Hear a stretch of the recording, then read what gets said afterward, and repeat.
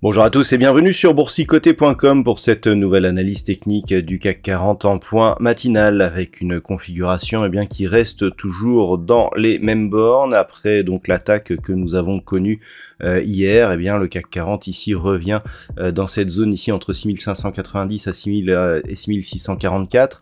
Alors si on passe maintenant en vue intraday, ce que l'on peut constater c'est que le retour ici s'est fait dès l'ouverture et donc on réintègre vraiment ce range puisque le plus haut se situe actuellement à 6643 points, là où nous avons un plus haut donc identifié pour ce range à 6644. Donc on est vraiment ici dans la continuité.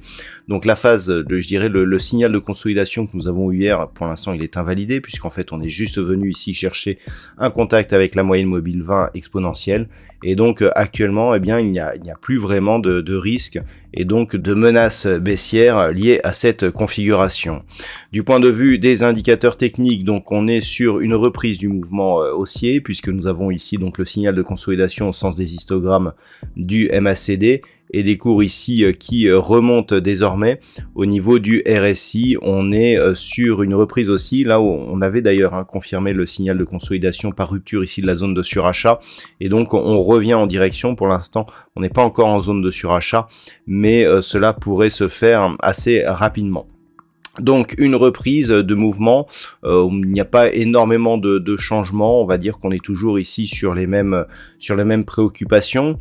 Du point de vue des plus grandes variations aujourd'hui, alors on a un palmarès qui est assez partagé et assez hétéroclite. Donc on a toujours Téléperformance qui est toujours sur un mouvement de recovery qui gagne 4,66%. Derrière nous avons Total Energy de 56, Safran de 10 et puis des valeurs qui gagnent un peu moins de 2% avec par exemple Schneider Electric, BNP Paribas ou AXA. Le secteur financier semble bien se comporter aujourd'hui.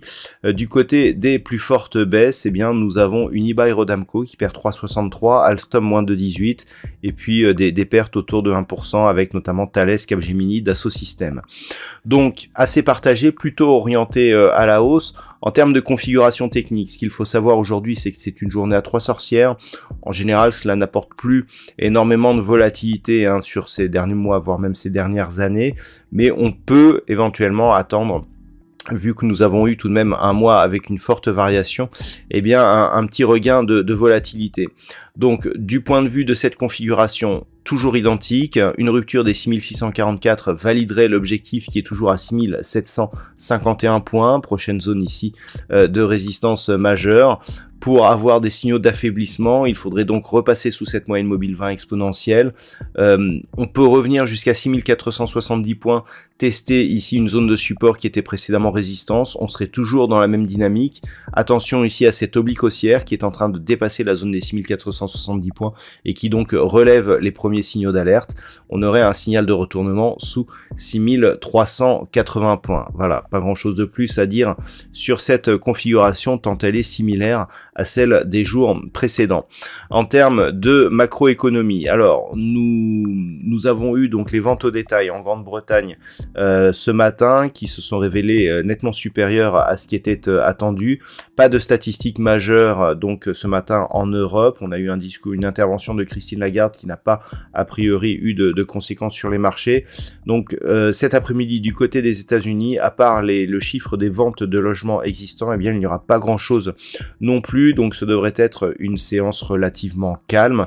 Je vous souhaite donc une bonne journée. On se retrouve dès ce soir pour toutes les autres analyses techniques du site boursicoté.com.